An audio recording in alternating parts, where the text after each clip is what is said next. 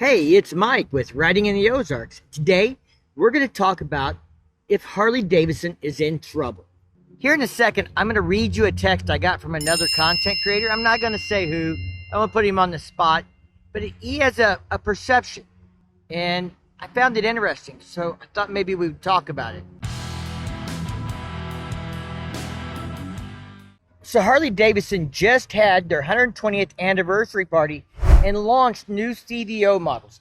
Tons of content creators were there, lots of videos on it, everything I'm seeing on my YouTube feed. And I was actually invited to the event, but I couldn't go. I know I missed out on a huge opportunity for the channel, but some things are more important. I got a text the other day from another content creator, and this is after the Harley Davidson 120th anniversary party has already happened. And it said, Harley content is sucking ass. The company is... I can't tell that's the case based on my YouTube feed, but I think sometimes it's a case of you reap what you sow. And we'll talk about that in a second. But, is he right? Is Harley content down on YouTube? Are people down on Harley Davidson? Is the company in trouble? I cover their financials. I just did a report, last quarter about how sales were maybe down, but profits are up.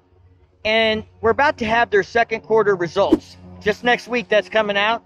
And I'm pretty sure we're going to find out kind of the same thing. I think sales are going to be down. I think that's true. I think there's a lot of reasons for that, including the fact that they're launching this new CVO. I think people like me who might be considering upgrading are now going to wait at least 1 to 2 years to find out what Harley Davidson's going to do with this new motor and the new design, and if it's coming to any of the other models in the immediate future. If it doesn't come out on anything but a CVO next year, then maybe you go ahead and upgrade. But, if you upgrade now and then you find out they're putting the 121 in the ST models and they're getting all the new features next year, aren't you going to be kind of upset? I know I would be upset if I went out and bought a new Street Glide Special or Street Glide ST and next year it came out with the 121 variable valve timing engine. That's personally how I feel about it. And I think there's probably a lot of consumers like me who are now going to wait to see what happens next year if they're not just dead set on buying a new bike this year.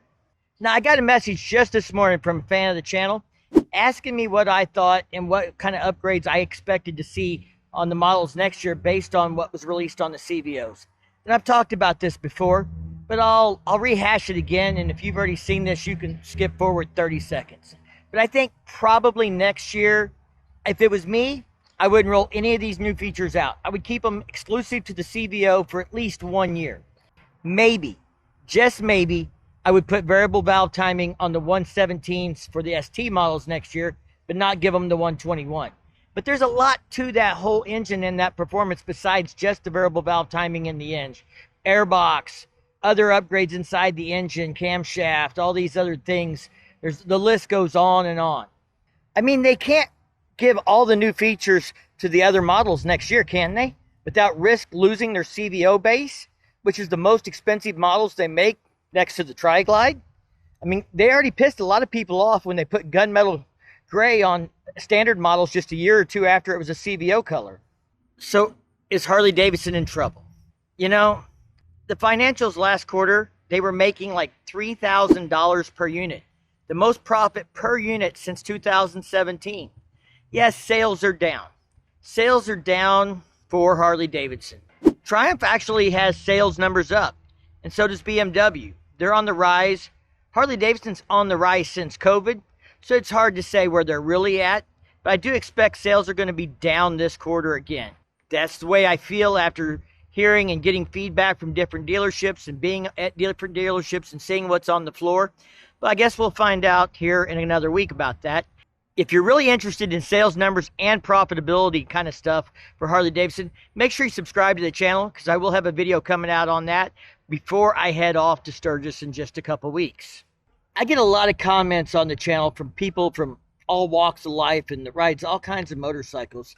And, there are people who will get on there and talk shit about Harley Davidson and say they're a slow piece of junk. The fact is they still have the best market share for the touring motorcycles in the U.S. So maybe just because It's not what you want in a motorcycle, doesn't mean it's not what the majority wants. And that's okay. I don't understand why people who ride metric bikes or BMWs watch videos on Harley Davidson to complain about them. I mean, if it was me and my bike was so much better, why not just go out and ride it instead of watching videos on the bike you don't, or a brand you don't care for, you don't like? I don't get that. Don't be a troll, you know. Ride what you ride and love what you ride and go on. I don't watch videos about Suzuki or Kawasaki so that I can troll them and write negative things about them. You know, I don't care. That's, you know, if I ride a bike and I like a bike, I'll talk about it. You know, if I think a bike's bad, I'm not going to go research it or troll videos on it. I really don't understand why people do that. Maybe you guys leave me a comment down below. I'm sure I'll find a troll somewhere on this video. Let's talk about some of the things that are a reality when it comes to Harley Davidson versus the competitors.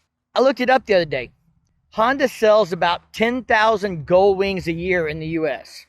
Harley Davidson sells probably 80,000 touring bikes a year in the US, 8 to 1. And that's got nothing to do with what's better. It's what's got to do with what's more popular with the consumers here in the US. And that's just the facts.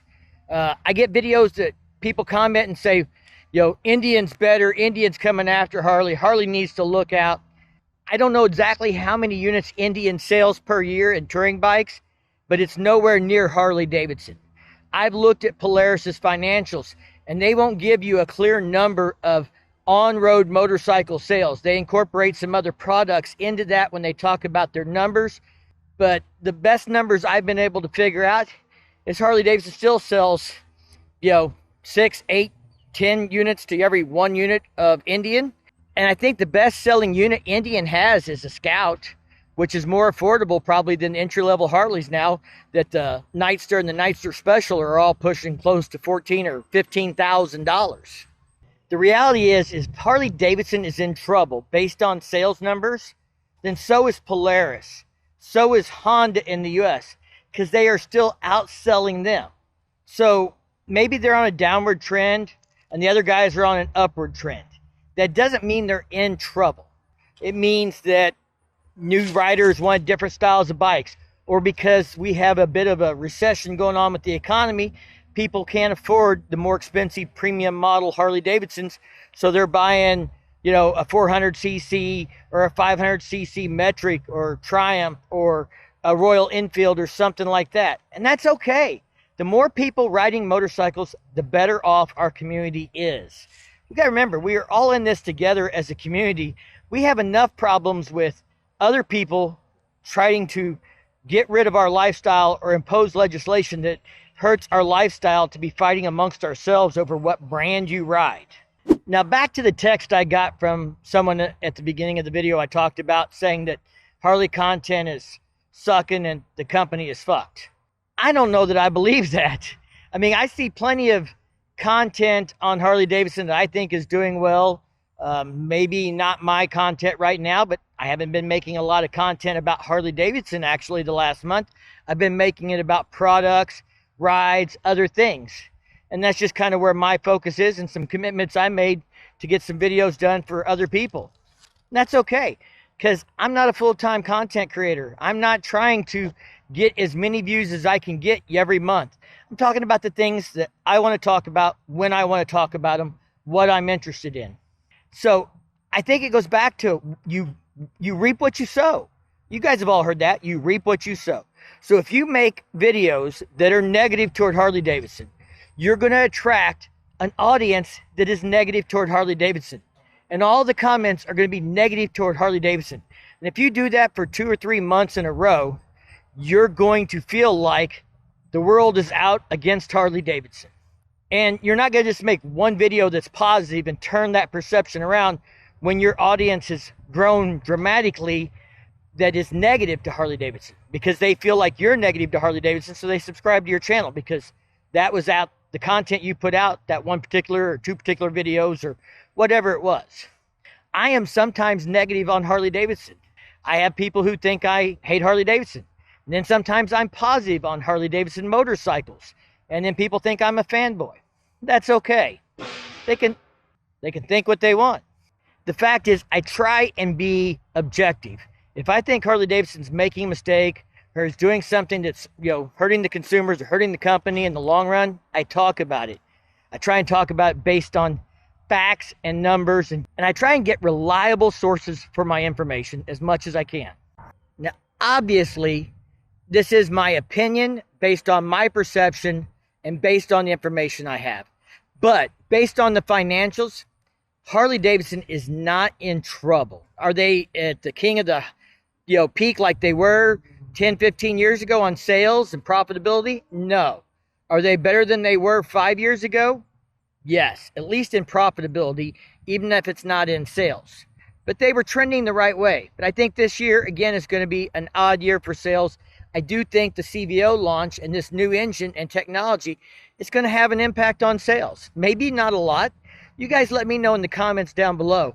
This new engine and technology and screens and suspension and everything else that's coming out on the CVOs, has that got any impact on buying a new bike if you were considering buying a new bike in the next few years to begin with? Now, if you didn't have any plans to buy a new bike, are you now considering buying a new bike in the next few years, seeing that this technology is coming and it's on its way? So that's the question. And if you weren't buying a new bike, then you weren't buying a new bike, period. So you don't really have an impact on sales. I'm really interested in what is impacting sales now and the next year or two.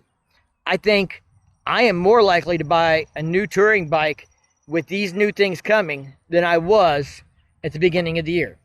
Like I said, if you're interested in the financials and the sales aspect of Harley Davidson, make sure you subscribe to the channel. I'll have a video coming about that soon. And then it's probably going to be a lot of Sturgis content for the next month, because that's where we're going. We're going to go to the Buffalo Chip. We're going to do some rides. We're going to talk about my experiences at Sturgis. And I'm going to try and share information with you guys for those of you that maybe haven't been or are thinking about going, so you know what to look for, what it's like. And we went 4 years ago, and that was pretty epic for us. I expect this year's going to be more epic. You'll have to watch the videos to see why. Y'all stay safe and keep on riding. We'll see you in the next one.